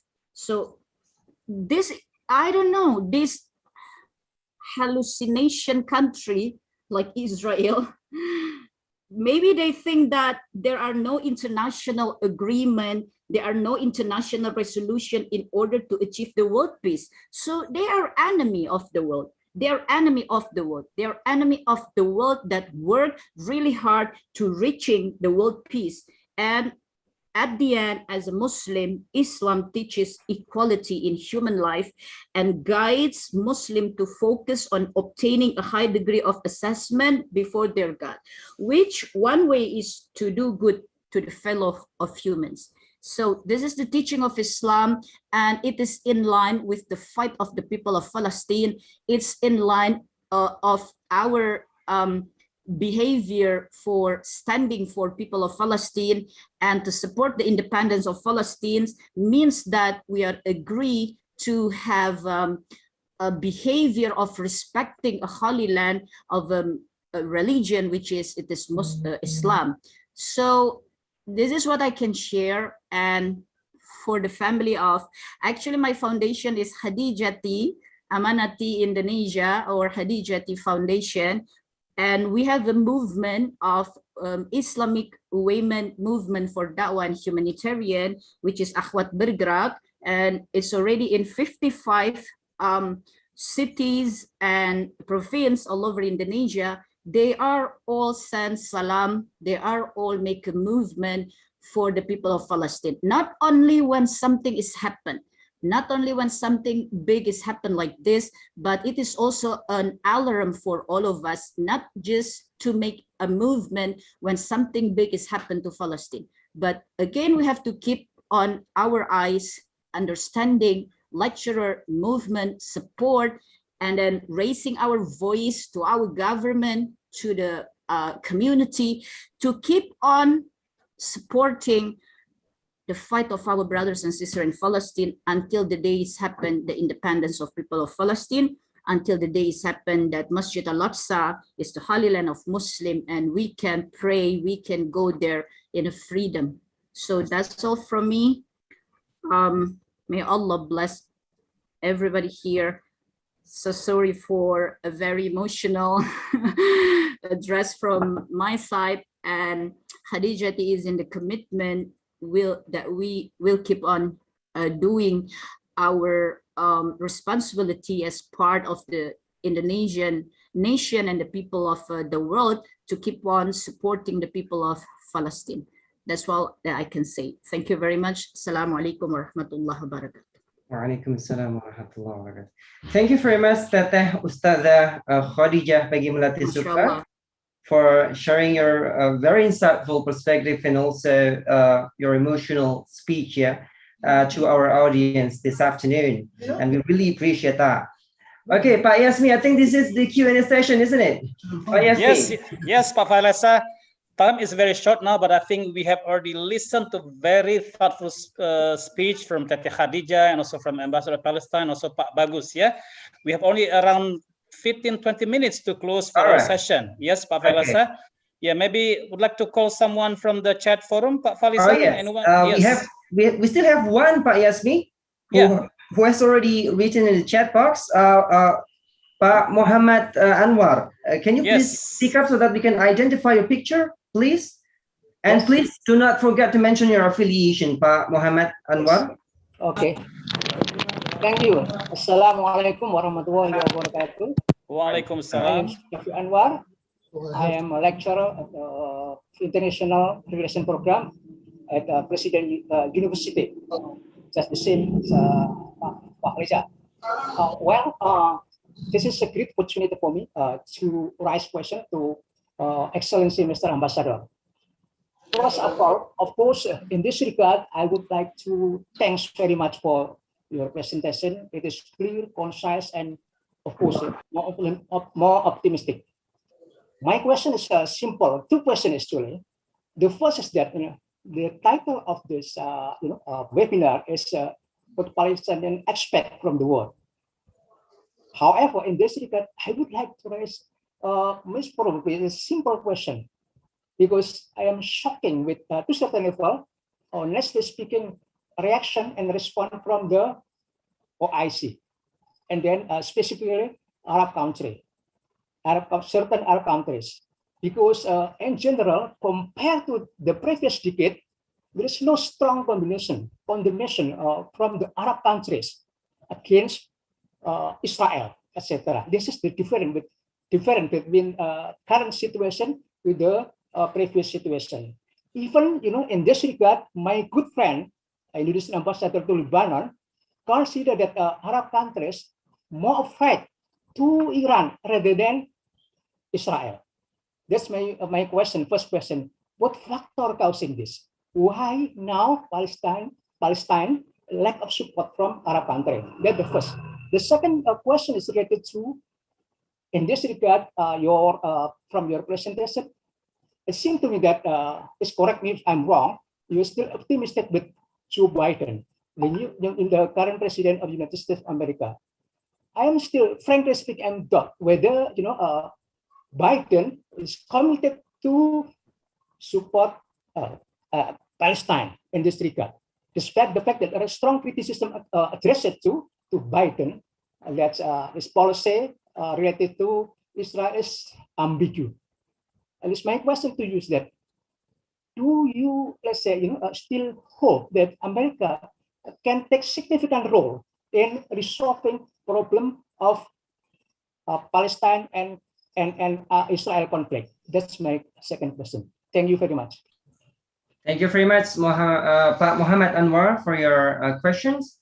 And I think, Pak Yasmi, there's also one issue that was raised by Muhammad Anwar that can be addressed by Pak Bagus, Pak Yasmi, about the current response on the part of the Indonesian government that seems to be lacking. When, for example, if we compare it with the political speech which is spoke by Turkish President Erdogan, well, I believe that after Mr. Ambassador, His Excellency Zuhair responds on it, Pak Bagus, please give a response on Pak Muhammad Anwar. I think His Excellency, Mr. Ambassador, would you like to give a response on Muhammad Anwar's question, please?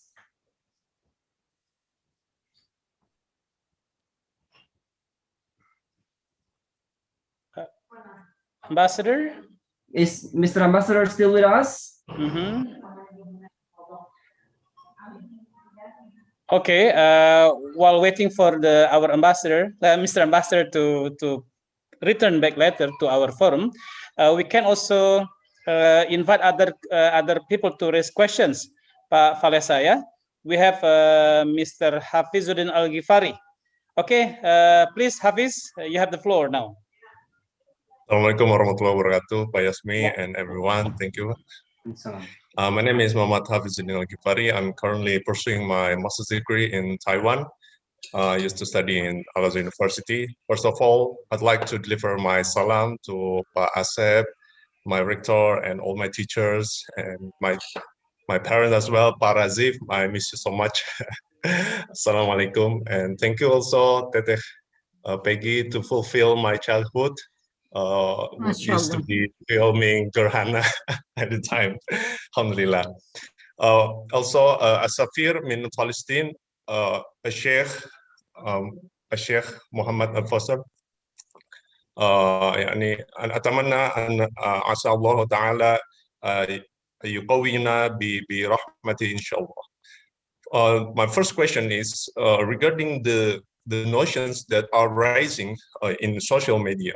That I think that it is quite critical for all of us, because as we know, the media has a great power to brainwash all the community around the world. Because according to Alan Pape, okay, he wrote a book about ethnic cleansing. He's his Israeli historian. While the media, the current media that wrote the issue within Palestine and Israel is the conflict between Israel and Palestine, in which we literally will recognize that Israel is a country, a state, whereas as the matter of fact, it's not a country. Israel here is a true colonizer, and Palestine is colonized, the one who is colonized by Israel. So my question is it okay, or do we agree with the issue of ethnic cleansing, or only clash or conflict between Israel and Palestinian? Because in the future, it will also affect our family, our community, and our grandchildren, especially within the Muslim community. I think that's all for my question. Thank you so much. Thank you so much, Brother Hafiz, for the very pertinent question. So whether we can ask this just a conflict or even an ethnic cleansing, yeah? And of course, now we are still waiting for Ambassador Zuhair to join us again. I think we can have one more question, Pak Yasmi. Yes. For the Okay. sessions of the Q&A session, yeah? Indeed, we're seeing that there is a participant raising his hand, Pak Wahyu. Okay. Pak Wahyu, can you please speak up? Thank you, Mr. Yasmi, for the opportunity, and Mr. Faliza. Before it, let me give you my apologies because I cannot turn on my camera because I have a problem with my device and my connection. Sure. I have one question that I can you please mention your affiliations? Oh yes, pardon. I'm from University of Al-Azhar, Indonesia. All right. Okay. I have one question that I already want to ask since the first of the webinar. My question is, the United Nations have a conversation in Geneva for the fourth time in 1949. It is about the indigenous people rights. It is such as civilian security, privacy, respect, and each other. In my opinion, I see that this problem of Israel attacking the Al-Aqsa Mosque is a violence that have been through this conversation, and I didn't see any act from the United Nations according this accident. And for my honorable talkers, what do you think about this problem, and why did the United Nations cannot give the act to these actions? I think that's all for me. Thank you for the time. Thank you, Wahyu, for the question. Pak Yasmi, what do you think? Shall we have another last question, or can we give it to our speakers? Yes, I think we have enough three people already, Pak Falesa, yeah? Then, and of course, the challenge is that we are still waiting Ambassador of Palestine to come to join us again. But if Pak Bagus is still here, would you mind to respond to some of the questions? Yes. But even if not, then I think Tete Khadija also can share with us on her thoughts on, for example, on this question, whether we can call this as an ethnic cleansing, not just a conflict. I think because Tete Khadija has been there in the ground, has been there for many years. She has seen by herself on the catastrophe there in the Palestine. So maybe Tete Khadija can respond to the question while waiting for Pak Bagus and Ambassador of Palestine to come with us again. Tete?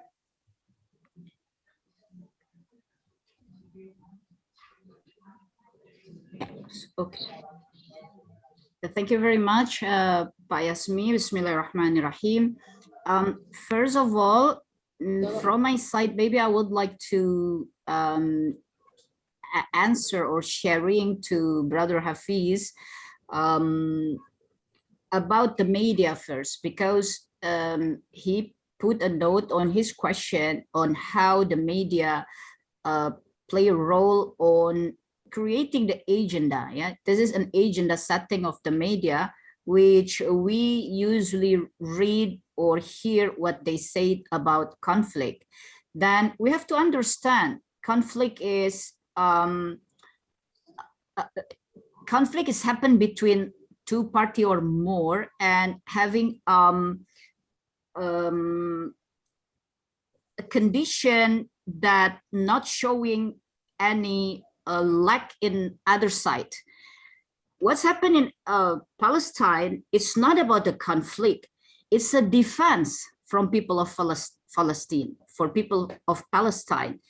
Why they do this defense, why they do this resistance, is because the oppression, it's because the colonialism. How do we understand that? It's because we're tracking the history. It's because we were checking, seeing, reading about what's happened in 1897 when this Zionist movement was being created, and then what Ambassador said about the Balfour Declaration, and then others, others' history is already showing that. So this is still a journey, a fight, an effort like what we have been through as a nation of Indonesia to reach the independence. So this is the right. This is the right of all the people in this world to having their independence. And this is the fight of the people of Palestine to get their independence. And about whether this is a conflict or ethnic cleansing, of course, we've been also witnessing, reading, and then checking and understand about what's happened in 1948.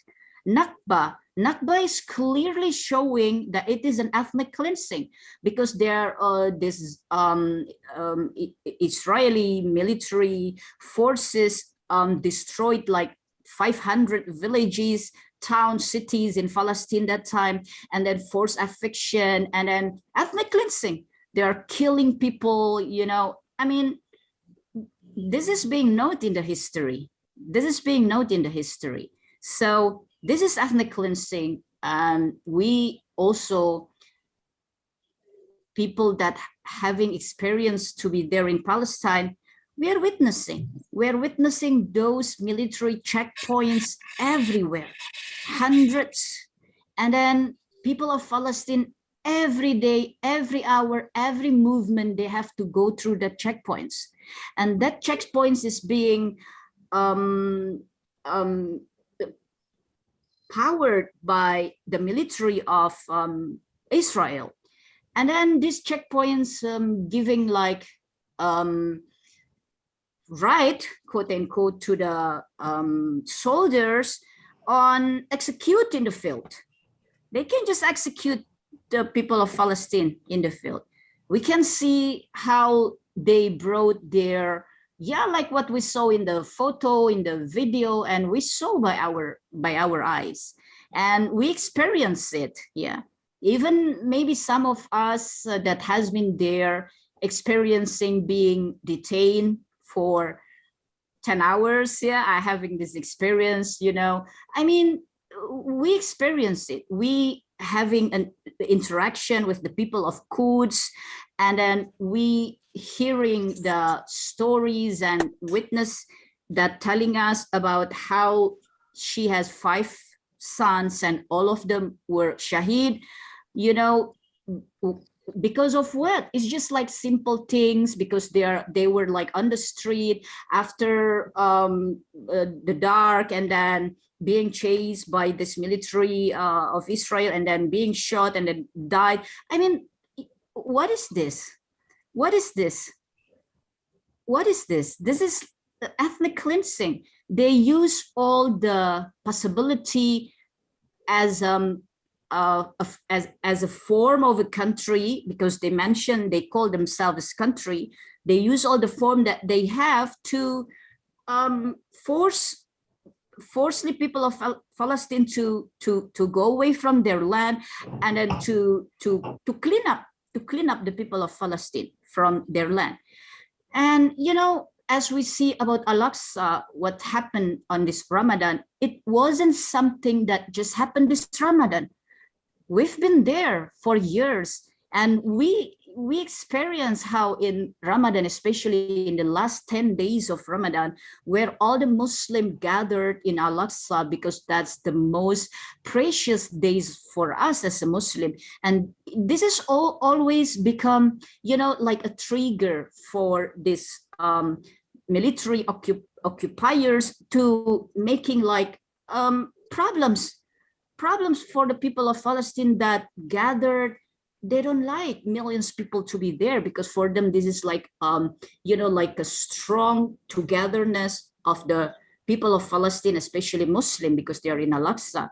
So last year it's being closed because of COVID-19, but year before Also in the 9 of 27, 26, 27, 28, there was an attack also. And a year before is also like that. This time is big because it is also a movement from the young generation of Palestine to have a reaction to what's happening in Sheikh Jarrah, what's happening in Silwan. So it's become like big and big. Even people in the Palestine occupied territory 1948, even they are making like a big movement to do the resistance of this occupation. So be a media, because social media is there, even though also it's a battle, because I'm experiencing how my social media being banned since I did live program when Aqsa having an attack for 3 days and being banned, and then they taking away our posting and so on. So even our brothers and sisters in Palestine addressed the message to us, be a media for us, be a media, because this social media, we should use it as our media, because the social media is also a battle. So we should take part and do our part. So inshallah, Hafiz will take his part to be a media for this movement of the people of Palestine, inshallah. That's all I can say. Thank you so much. Very clear. Thank you so much, Tete Khadijah, for the comprehensive answer to the questions of Hafiz. Yeah, and of course, actually, we are still waiting for Pak Bagus and also Ambassador to join us. But I was just informed that Pak Bagus has to accompany Vice Minister of Foreign Affairs just the same time as our seminar now, and also Ambassador of Palestine also has another engagement. So, but of course, we are thankful. We are very thankful to Tete Khadijah for still being with us here. And I think, alhamdulillah, alhamdulillah. And yes, the questions from Pak Muhammad Anwar and also from others, some of them were addressed to Pak Bagus and also to Ambassador Zuhair. So unfortunately, we cannot have them to respond to the questions. But anyway, since now we have reached to the closing time, then we must close anyway. Yeah, Pak Falesa maybe has something to say first before we close. Of course, we still need to take photos and some other thing. Yes. Yes, Pak Yasmi is a bit unfortunate, Pak Yasmi, because our two important speakers couldn't make it until the end of our webinar. But don't worry, that we're going to have still a webinar series, hosted by Universitas Al-Azhar Indonesia and President University in the future, Pak Yasmi. Yes, all right. Thank you very much for all of your participations in this afternoon webinar. We really appreciate it. And Pak Yasmi, before we close this webinar, you said that we're going to hand over the certificate. Yes. Certificate for speakers. Yes, Pak Falesa. Since Tete Khadijah is still here, there's a certificate, a virtual certificate for the time being, to be delivered by the committee. So Nadifa, this one. To Tete Khadijah, Teke Pelatih Sukma. MashaAllah, thank you very much. Thank you very much. The signature it's an of our honor rector to have this. It's an honor to have this certificate of appreciation. MashaAllah. The honor is us, with us, Tete. The pleasure is ours. MashaAllah, MashaAllah. So thank you so much for the organizing committee for managing this webinar. And last but not least, Pak Falesa, we should have photo sessions together, yeah? Of course. Okay. Yes. Anyone, can you turn on your camera, because our colleague Nadifa is going to take photos. Nadifa or ST will take photos for everyone. So please turn on your camera. Tolong buka kameranya masing-masing. Kita akan berfoto bareng. Alhamdulillah kita masih bersama Tete Khadijah di sini. Masya Allah, Masya Allah. So we have friends from anywhere. Pak Michael from Australia, Hafiz from Taiwan. Also, we have other colleagues from Tripoli, Libya just now, and many others. Yeah, thank you so much for being with us. So, who's going to do the photo session, Nadifa? KST. KST, yes. ST, do you want to take photos now? Okay, thank you, Sir. Yeah. Okay, participants, now we will begin the photo session. Therefore, for all participants, kindly turn on your Zoom video. The Zoom slide now is 11 slides, so there will be 11 photo sessions. We start for the first slide. Yeah. Wahyu, Wahyu, on camera, Wahyu. Please, turn on your camera, Wahyu. Pak, maaf ini belum di allow sama hostnya Pak, saya nggak bisa on kamera. Oke. Oke.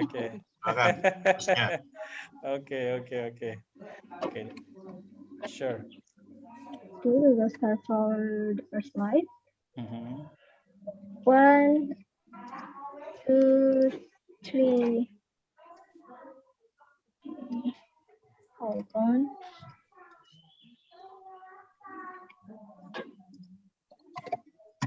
Okay, next, the second slide. 1, 2, 3.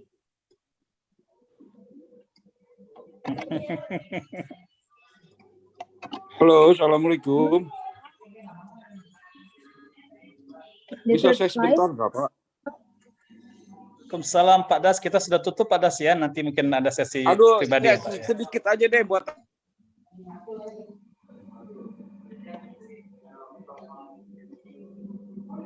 You can continue. Okay, the third slide. 1, 2, 3.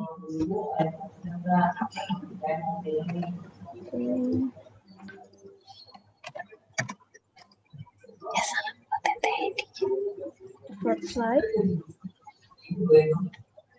1, 2.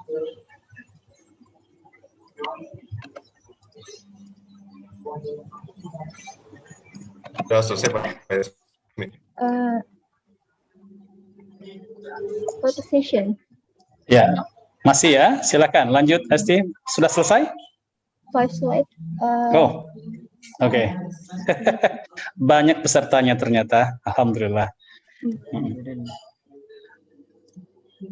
Banyak penggemarnya Teteh Khadijah sepertinya di sini.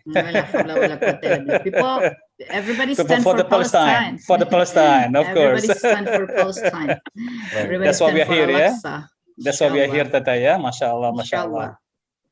Yeah, we will have movement also on this 30 May 2021 from 6 to 10. Is Indonesia stand for Al-Quds. It will be from thousands masjid all over Indonesia. From Masjid Al-Aqsa in Kudus to Masjid Al-Aqsa in Al-Quds. Masya Allah, inshallah, please join. I will put the information in my Instagram, even though it's being banned. So you can check in @Latisukma_Khadijah for the movement on. Is it going to be a mass protest, Tata Khadijah? No, it's gonna be online. It's gonna be online, but it's thousands masjids, and it's from the Masjid of Al-Aqsa in Kudus to Al-Aqsa in Al-Quds. So we will join, inshallah. We will join. Inshallah. Shukran. So thank you very much. Thank you very much, Pak Yasmi.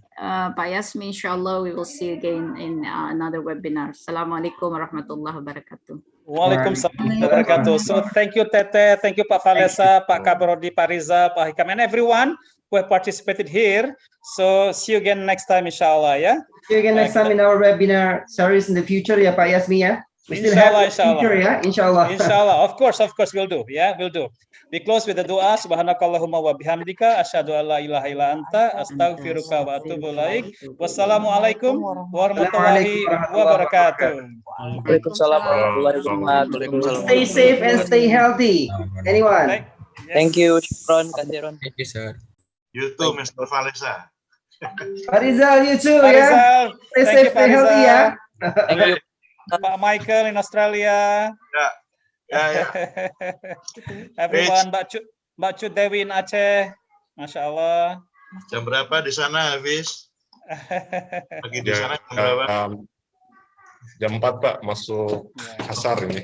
Azhar ya. Pak Dubes Razif, Masya Allah. Ya. Pak Razif, apa kabar, Pak? Lama nggak jumpa. Mbak Endah, terima kasih Mbak Endah. Sama-sama Pak Rian, terima kasih. Masya Allah.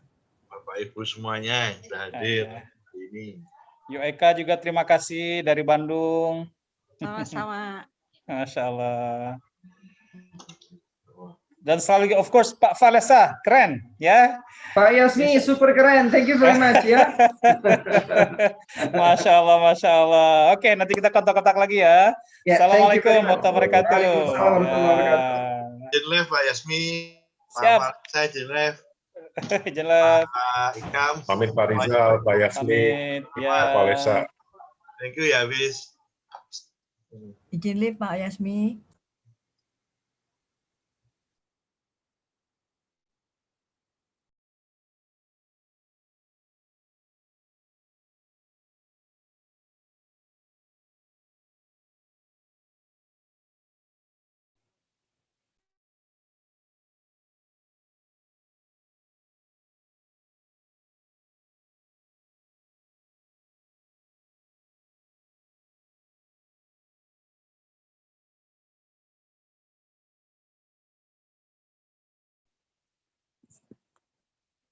Mas Subhan, terima kasih banyak sudah turut membantu. Ya, sama-sama Nadifa. Ya.